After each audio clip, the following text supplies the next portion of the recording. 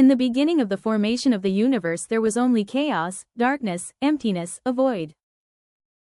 From that void came the primordials who first shaped the universe: Tartarus the underworld, Gaia the earth, and Eros the original god of love. Chaos gave birth to Erebus, darkness, and Nyx, night. Erebus then slept with his sister Nyx and they birthed Ether, the bright upper air, and Hemera, the day. Feared by all but her brother, Night, Nyx formed a family of terrible forces by herself. Some of these children were the hateful Moros, Fate, the Black Cur, Doom, Thanatos, Death, Hypnos, Sleep, Oniroi, Dreams, Geras, Old Age, Oasis, Pain, Nemesis, Revenge, Eris, Strife, Apate, Deceit, Phalots, Sexual Pleasure, Momos, Blame, and the Hesperides, the daughters of the evening. Gaia gave birth to Uranus, the sky, who became her husband, surrounding her on all sides.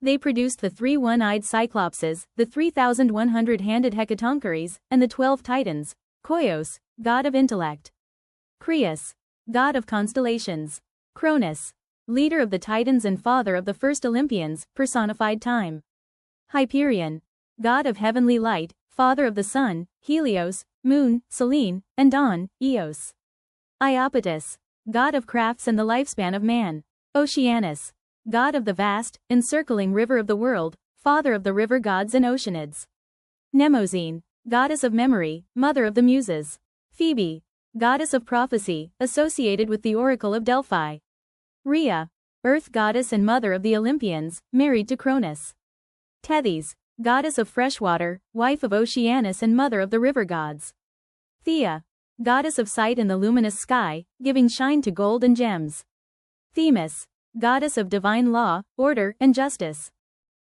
Uranus, however, was no kind husband and a crueler father.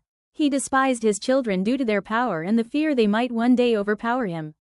He imprisoned them in Gaia's womb. This not only hurt Gaia, but heavily angered her, and she plotted against Uranus. She made a harp, a great adamant sickle, and tried to incite her children to revolt against Uranus. Only the youngest Titan, Cronus, rose to her challenge. They set up an ambush for Uranus, and as he was preparing to lay with Gaia when Helios retired, Selene, the moon, shone upon Uranus. Coming out from hiding, Cronus castrated, to remove the testicles, deprive of power, him, throwing the severed genitals into the ocean. It is unclear the fate of Uranus afterwards, whether he died, withdrew from the earth, or even exiled himself. From Uranus's spilled blood that flowed into Gaia emerged the giants, the Meliae, the ash tree nymphs, and the Erinyes, the Furies. From the sea foam produced when his genitals fell arose Aphrodite, the goddess of beauty. Cronus became the next ruler. He imprisoned the Cyclops and the 100-handed Hecatoncheires in Tartarus and set the camp to guard them. He married his sister Rhea, who bore him 5 children. Fear, however, had invaded his mind as both Gaia and Uranus had prophesied that he would be overthrown by one of his own. He fell into the same terror as his father and mistreated his children, devouring them at the time of their birth. The distressed Rhea, similar to Gaia, plotted against Cronus on the advice of her mother. When the birth of the 6th child came, she hid herself on Crete, leaving the newborn to be raised by nymphs on the island. To hide this, she wrapped a stone in swaddling clothes and presented it as the baby to Cronus, who swallowed it unknowingly. The child was Zeus. Raised by the nymphs Adrastera and Ida, and the she-goat Amalthea, Zeus grew quickly into a handsome youth in a cave on the Cretan Mount Ida. When the time came, he left Crete to ask the Titaness Métis, Wisdom, his future wife, for advice to defeat Cronus. She prepared a drink indistinguishable from his favorite wine to make him vomit for ages. Zeus then disguised himself as the Titan's cupbearer and quietly slipped the drink to Cronus. Cronus then started vomiting and vomited out all of Zeus's 5 siblings after vomiting the stone called Omphalos, or the navel that was later set at Delphi by 2 eagles sent by Zeus.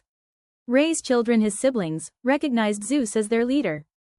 However, Cronus was still at large and not yet defeated.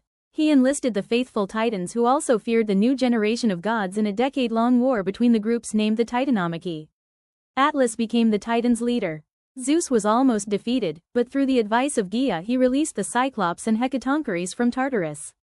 The grateful Cyclops gave each of the 3, Zeus, Poseidon, and Hades, a gift, crafting Zeus a lightning bolt, Poseidon a trident, and Hades a helmet of invisibility later to be used by Perseus to slay Medusa. The win, however, would not be won through strength but cunning. Devised by Prometheus, deserted from the Titans' army, the Hecatoncheires set an ambush for the Titans by throwing boulders. Zeus retreated his forces, and the Hecatoncheires sent the boulders flying. After the war, Zeus banished the Titans who fought with the exception of Atlas because of his help in betraying his own side. He, however, was cursed to bear the weight of the sky due to his involvement as the leader of the Titans. Zeus's power was obviously not unchallenged either, as with those before him. Gaia, outraged by the re-imprisonment of her children, issued forth one last child of hers, Typhon. He was so fearsome that most gods ran upon sight, but with the help of the lightning bolt Zeus was able to defeat Typhon and buried him under Mount Etna in Sicily, where some say he waits to return and challenge Zeus once again.